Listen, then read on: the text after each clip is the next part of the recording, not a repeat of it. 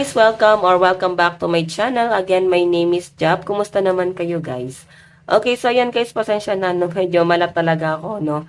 Paos, no? Parang 3 days na akong napapaos ngayon. Kaya nga hindi ako guys nakakagawa ng daily reading, daily love reading kasi paos talaga ako. Kaya doon lang ako guys sa kabilang channel gumagawa ng daily. Okay, so pasensya na, hindi ako nakakagawa ng reading dito. Hindi kaya guys ng boses. Okay, so ayan guys, tignan natin kanino bang love reading yung masasagap natin. Okay, pero paalala lang po guys, na ang reading natin ay general reading lamang. So, take what resonate and leave what doesn't. Okay, tignan natin kanino bang scenario itong masasagap natin. Kanino bang love reading, no? Scenario muna. Meron tayo guys, don't turn back. Oh, tomorrow is another day. Mukhang magkaiba na kayo guys ng landas na tinatahak ngayon ng person mo. Sa nakikita ko guys, mukhang okay ka na. Ayan no, tomorrow is another day. Kumbaga kaya mo nang gumising ng umaga, nang wala ka guys ibang pagdududa or wala kang ibang iniisip na sakit, no? Siguro nahirapan kang makarecover sa person mo before. Pero ngayon kasi guys, hindi ka na natatakot na gumising sa umaga na may mga agam-agam or gigising na lagi siya yung agad yung nasa isip mo, nasasaktan. Nandun ka na sa point na kaya mo nang harapin yung mundo. Okay? So, si person mo naman guys, don't turn back. Ayan, so I think guys may battle pa rin si person, no? Siguro, may sitwasyon dito kung bakit siya guys tumalikod sa inyo, no? Tignan nyo naman, yung bundok kasi guys is nagre-represent po siya ng struggle. So, I think marami siya guys pinagdadaanan, marami siyang problema na pinapasan ngayon. So, sa pinapakita sa akin guys, siguro ayaw niya na guys na isipin nyo pa yung mga problema niya. Okay, kaya siguro nasabi dito na don't turn back. Kasi ayaw niya na guys, ayaw na ng person mo na isipin nyo pa yung mga problema niya, mabibigat na pinapasan niya sa buhay. Siguro kung nagsasama pa rin kayo guys ng person mo, sobrang, guys, eto ha, parang ang hirap guys pag hindi kayo nag-aaway ng person mo. Mataas ang chance na may ma-fell out of love, mawala ng gana dun sa sa connection, sa relasyon. May ganong scenario minsan guys, okay? So, sa pinapakita sa akin guys, pag walang pag-aaway, mataas ang chance na nag-grow kayo sa sarili nyo, sa kanya-kanya nyong buhay. Nag-grow kayo, hindi nyo guys kailangan ng isa't isa. Mataas ang chance na, yun nga, ma-fell out of love. Okay? So, eto guys, na pinapakita sa akin, don't turn back. So, parang, I think, may pagtalikod na ginagawa si person or hindi niya guys gaano sinasabi yung mga problema niya sa inyo. No? Parang sinasarili niya. Ano ba to? May mga ito. Turn your tongue 7 times in your mouth before speaking. Parang to guys, parang ako lang to. Minsan na utal-utal talaga ako guys, no? Okay, siguro, pagka tinatry ng person mo na magsalita, parang yun nga utal siya or di niya mapigilan yung emosyon. And ikaw ganun din. Kasi tignan mo ha, sobrang napaka-light ng energy nyo guys. Okay? Ayan ang nakikita ko dito. Tignan natin. Ito yung energy. Nasa pa yung card. Ayusin ko lang to guys. Ito yung energy ng person mo. Okay, titignan natin ano nararamdaman sa inyo ng person mo. Nararamdaman. Meron tayong 9 of Rings. Influencer. Oh, mukhang influencer yung person mo. Famous. Or kilala to sa social media. Okay, kumbaga parang yan yung source of income ng person mo guys, yung kanyang social media. No? So, nararamdaman sa'yo ng person mo, influencer. So, siguro guys, tinitingnan ka ng person mo na ma-influensyang tao din. Or pwedeng ikaw tong famous, no? Ikaw tong maraming followers, subscribers, ganyan. Tingnan natin, meron tayong, rejected. So, alam nyo guys, ito ha, tingin sa'yo ng person mo, parang nireject mo siya. Pero may kasunduan naman dito guys. May nakakita naman akong kasunduan, pero meeting parents. Okay. So, ano ba to? Ayaw ng parents mo dito sa person mo, kasi nasasaktan siya eh. Ayan o. Siguro, nararamdaman ng parents mo na hindi magiging maganda yung buhay mo dito sa taong to, or maring mataas kasi guys ang tingin sa'yo ng pamilya mo, mataas ang expectation sa'yo ng family mo, tas ganito yung nangyayari. Pero sa nakita ko, mahal ka naman ng person mo. Yun nga lang guys, siguro, hindi niya maiwasan na hindi masaktan sa mga taong nakapaligid sa'yo. Okay, tignan natin. Tingin mo sa person, tingin sa'yo ng person mo. Meron tayong 9 of roses. Meron tayong, hindi ko rin alam guys, ano ibig sabihin ng ITM. Paki-comment nga, yan o. Malabo namang I don't mind ito. Pero ITM, ano sabihin yan guys? Abbreviation eh. So, hindi ako masyado ano ng mga ganyan. Okay, tingin sa'yo ng person mo, 9 of roses. Maganda, pogi, charming, hindi mahirap pasiyahin, sobrang simple, 9 of lutes, cheers, parang ano to guys, 9 of cups, 2 of cups. May partnership, minsan guys, may misunderstanding kayo ng person mo. Okay, eto blindsided, minsan parang feeling niya hindi mo siya naiintindihan sa kung ano yung gusto niyang sabihin sa inyo. Minsan parang hindi niya siya guys naiintindihan. Parang minsan nafe-feel ng person mo na minsan pakinggan mo naman daw siya, like hindi lang ikaw yung nagkakaroon ng problema, siya rin, no? So, I think dito guys, sa inyo ng person mo, may ano dito, may misunderstanding kayo minsan, or maaaring madalas. Okay, tignan natin. Action ni person. Meron tayong the advisor. Ayan. So, alam nyo guys ito ha, humihingi siya guys ng advice sa ibang tao. Parang nagtatanong-tanong siya guys sa ibang tao anong dapat niyang gawin para mag-work itong relasyon nyo. Nagtatanong siya sa ibang tao like, ano pa ba yung mga dapat niyang gawin, or ano ba yung dapat solusyon, sino ba yung may mali, sino ba yung tama. Alam nyo, parang ino-open ka rin niya sa mga kaibigan niya, no? Or sa family. Oh, ayun yung action niya, guys, ha? Susugal na naman. May insecurity tong person mo na to, guys. Ace of Lutes, Ace of Cups, no? Mahal ka ng person mo, guys. First kiss. Parang ikaw ba yung first love niya? Or maaaring sa inyo niya, guys, na-feel yung ganitong love, no? Hindi niya, guys, yan na-feel before. Kaya, nagkakaroon siya, guys, ng insecurity. Kasi parang feeling niya, guys, merong kulang sa kanya na parang may imperfection or hindi guys kayang tanggapin ng ibang tao. Okay? So, maliit ang tingin sa kanya guys ng ibang tao, no? Maaring na-judge din minsan guys itong person mo na to. Okay? So, 5 of rings kasi guys, 5 of, ano to? Parang 5 of swords ba yan? Parang sugal. Nahihirapan siya guys, no? Sa relationship. Mahal ka ng person mo pero may mga doubt talaga siya.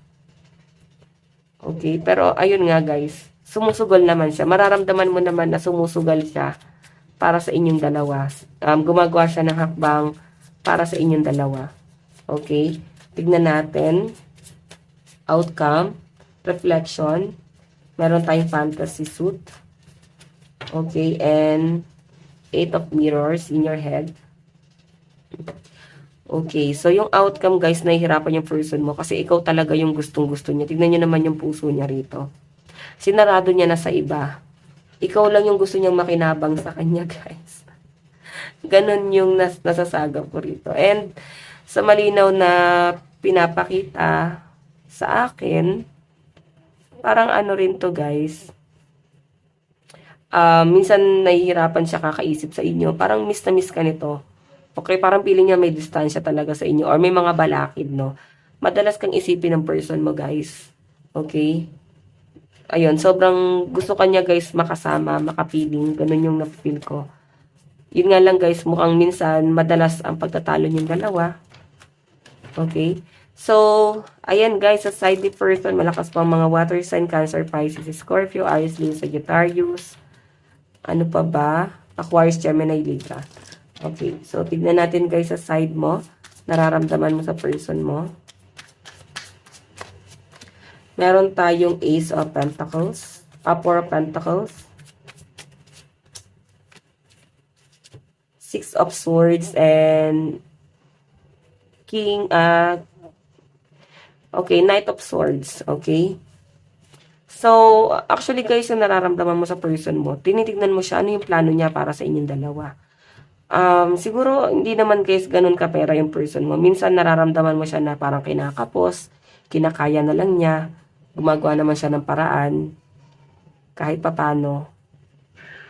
Okay, gumagawa naman siya guys ng paraan para sa pamilya nyo, kung pamilya kayo ng person mo, kung mag-asawa kayo, or gumagawa naman siya ng pamamaraan para kahit paano masatisfy ka, like mabili niya yung mga bagay na gusto mo. Kasi ikaw nakikita mo naman guys, na minsan may mga ano siya may mga sinasacrifice siya. Okay? May mga sinasacrifice siya na parang ikaw yung gusto niyang unahin. Okay?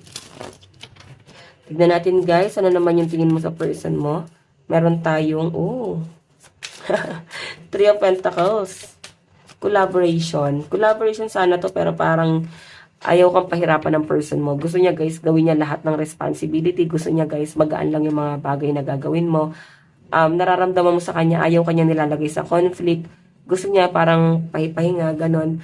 Gusto niya parang pahinga ka lang, dyan ka lang, ako na bahala. So, meron tayo guys, 2 of Cups. Ito guys is parang partnership. Okay, wait lang po. 2 of Cups. Partnership, may misunderstanding. Ganun pa rin guys, katulad ng pinakita sa card ni person, no? Minsan may misunderstanding kayong dalawa, pero ayun, ayaw ka lang niya talaga guys pahirapan. Siguro meron kang gustong gawin, gusto mo mag-explore, pero sa person mo guys, ayaw niya na gawin mo yon. So pinapakita sa akin, ayaw kanyang mahirapan. Okay? Gusto ng person mo na siya na siguro medyo conflict yung mga gusto mong mangyari. Or maring natatakot kasi siya. Medyo ano siya guys, controlling, no? I think si person mo, hindi naman siya takot na mag-grow ka. Takot lang siya na magkamali ka. Ayaw niya masaktan ka. Yun yung nakikita ko. Ayaw niyang masaktan ka. Okay? Kaya parang siya na lahat. Siya na bahala sa lahat. Parang ganon. Tignan natin ano naman guys yung action mo. Okay, ayan. So, alam nyo guys, marami rin guys ang nagkakagusto sa inyo. Kaya si person mo, sa pinapakita sa akin dito, parang ano, selosa. Nagsiselos siya guys. Marami rin guys nag-a-admire sa inyo kahit na mag-asawa na kayo, kahit may anak na kayo. Marami pa rin guys ang nagkakagusto. Ganun po yung nasasagap ko dito. Tignan natin guys, ano naman po yung outcome. Okay, sobrang sweet naman ng person mo. Napaka-gentleman nito. Kung babae to guys, napaka-masikaso guys, no? Yun yung nasasagap ko rito. Okay, and napaka-haba rin guys ng pasensya. So, nakikita ko guys, napakaganda ng relationship yung dalawa. As in, nagkakasundo. Sobrang solid ng relationship guys. Though, ikaw minsan na may misinterpret mo kasi parang feeling nyo guys is masyado kanyang kinukulong or what. Pero I think, ayaw ka lang guys pahirapan ng person mo. Ang gusto niya is, dyan ka muna. So, parang ako muna. So, pagka lumaki na yung mga anak, sige, saka mo ako tulungan. Parang ganon. Okay? Hindi to guys para kontrolin ka. Kumbaga, responsibilidad niya daw yun eh. Yun, parang napaka-responsible ng person mo guys, no? And may ano naman guys, parang tulungan naman kayo ng person mo. Ito, 8 of Pentacles. So, I think minsan meron kayo guys, parang tulungan kayo ng person mo pagdating sa mga bagay na pangarap nyo. So, meron kayong mga pag-uusap. Actually, guys, marami kayong plano ng person mo. Pero ngayon, guys, parang sinesettle nyo muna to. Okay? Napakaganda naman ito. Okay, sa side mo, guys, ayan, malakas po ang mga cups dito, no? Cancer, Pisces, Scorpio, Capricorn, Taurus, Virgo, Aquarius, Gemini, Libra. May Aries din naman, Aries, Leo, Sagittarius. Tignan natin, guys, na napatungo to relationship na to. Okay, tabi ko muna to guys ha.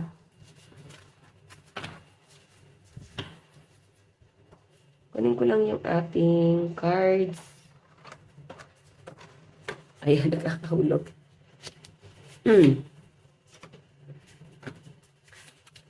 Saan napapunta tong relationship na to?